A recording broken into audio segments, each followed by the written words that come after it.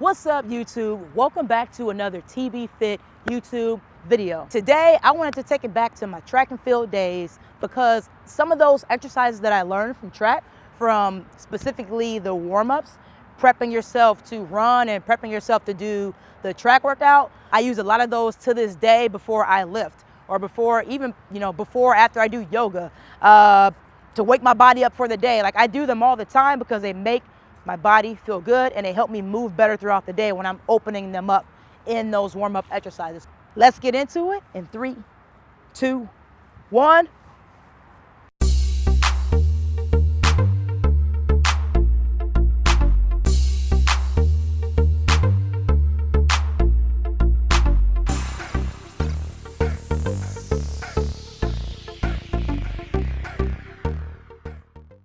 What's up, you guys? So we're going to start with some leg swings. We're going to open up these hips. This is a movement that your body typically probably doesn't do unless you're training for something. So we got to make sure we're getting in these openers, getting in these openers for our hips so that we can make sure our hip is mobile in all directions. Okay, so we're starting out this dynamic warm-up with these leg swings. It really feels good.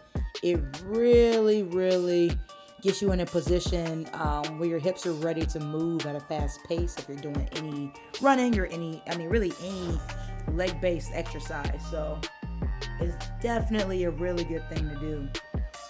And doing it the other side is also important, right? So the side to side, and then like the swinging back and forth is pretty good too. All right, so just try to get as high as you can. Try not to like lean down into it. Try to get the foot, your toes to your hand, not like swinging like you're not going forward, right? You're swinging your torso to your leg. You're trying to bring that leg up to you. So it may be a little difficult, like if you guys lack some flexibility, but just take your time with it. Be loose and breathe and chill out with it, and just feel how good it feels for your hips. Your hips are gonna just be like, thank you.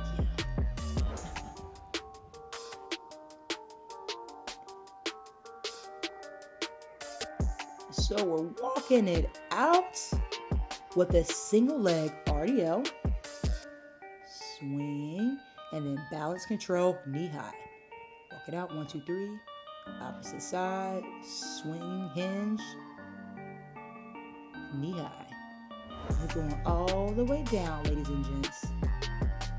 Anytime that you are on one foot or one hand, or you're doing things off balance, or you're holding weight in one hand, or you're doing things focusing on a single side, you're challenging the ability of your core to stabilize the body well, right? So this is all core stuff too.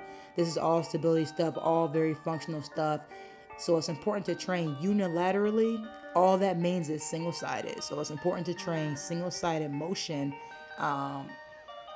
with any type of training that you're doing.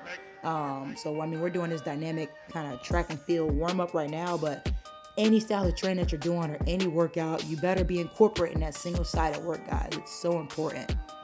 Super important. So what we got that I just did here, we got the other side next, is these lateral lunges. So we're stepping, we're reaching, and we're kind of pushing the leg back over. Stepping, reaching, push, bring it back. Big step, sit into it, push it back. Nice. Push it back, work it out. Good job. Yeah. Told y'all I'm a little crazy. Yeah. Don't mind me. I just get a little excited sometimes. You know what I'm saying? All right. Let's get it going with these marches, guys. We're marching. Focus on the down phase. Push.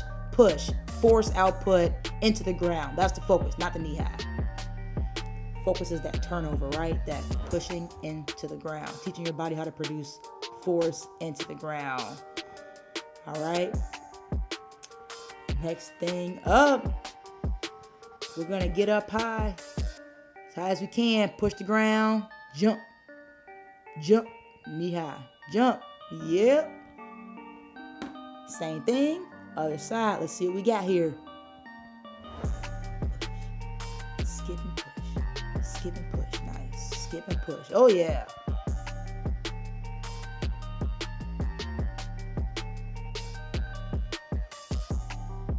At this point, you guys should have your heart rates up. You should be feeling warm at this point. Wacky jack it out for this next exercise. It looks wacky, and that's why they're called wacky jacks. So hands up by your head, palms kind of open, and you're just kind of getting that side to side torso lateral movement. And again, so good for that lateral movement, right? We're not just doing forward, backward movements. We're doing lateral, we're doing side to side. We're working the body in all planes of motion. Almost finished with this warm up. Butt kick it out. Start slow. Go a little faster. Then go a little faster. Okay? These are called heel to hams, really, or butt kicks, whatever you want to call them. But your heel should be hitting the back of your hamstring. And the hamstring is the back of your leg. Okay? That's what those are. Make sure you're really pushing all the way through. Jog it back. And you're going to finish it out with one more explosive movement to kind of finish out your warm-up. And this will really get your heart rate up, okay? So I'm pretty sure I do 15 rocket jumps. Another one of my favorite go-to exercises all time. Get low, push. Sit low, and as soon as you get to that depth, you're driving through. You're using all that force of your squat to push the ground and drive yourself all the way up. Oh, I didn't think I did 15. Yes! We killed it, y'all. So that was my little track dynamic warm-up for you guys that I want to share with you today. So if you noticed, I didn't just, track and field is a very forward-moving sport. There's not really like a lot of rotation unless you're doing like, I guess, some of the events like hammer throw and discus. But strictly speaking, like speed, like running and jumping type stuff, like you're moving forward and backwards. So maybe you wouldn't think like some of that lateral stuff that we did, some of those lateral lunges and some of those wacky jacks that we did were maybe necessary for track and field, but they absolutely are, because you need to be able to train all planes of motion so that, which actually assists you in having healthy sagittal forward, backward movement patterns, believe it or not. Like, I'm not gonna go into the science, but like, it stabilizes you basically when you move in these different planes of motion, okay? So it's important to do this. I say this all the time. It's important to move in different planes of motion so that you have healthy movement all the way around. And not only that, you guys, we are 3D moving. I can move all like this, okay? I don't just go this way. Like, our bodies move in all, like the whole 360 all the way around 3D, okay? So because we move like that and because we're designed that way, like, you kind of have to move and train and do things that way, right? What's the saying? Move it or lose it, basically. Like, that's the best thing I can think of to help you guys out. Like, move it or lose it. I don't care if you are 20 years old, if you're 12 years old, or if you're like 75 years old. Those are still some great movements, okay, for you to do. You can do modifications, but those are still some great movements for you to do so that you can be functional in your everyday life with some of those typical daily habits of walking up and down the stairs, going to sit on the toilet, right? Go get your mail. Like, you do these movements all the time. I'm just giving you kind of training tools to use so you can do it better and so you can live longer and all that functional stuff. So yes, there's modifications for my 75-year-olds, but there are 75-year-olds out here doing some of this stuff, you guys. So it's all mental. It's all mental, so you never say that you can't do that stuff, or never say, oh, I'm not an athlete, I don't got to do that stuff, or that's irrelevant for me. Like, oh, it's pretty relevant. It's pretty relevant if you come out here and try it and feel yourself working and you feel what I'm talking about. You'll see how it'll change how you move and change how you feel, okay? So don't knock until you try it, all right? All right? All right. Awesome, awesome, awesome. I will see you guys next week. Keep it moving. Keep it pushing. Peace out.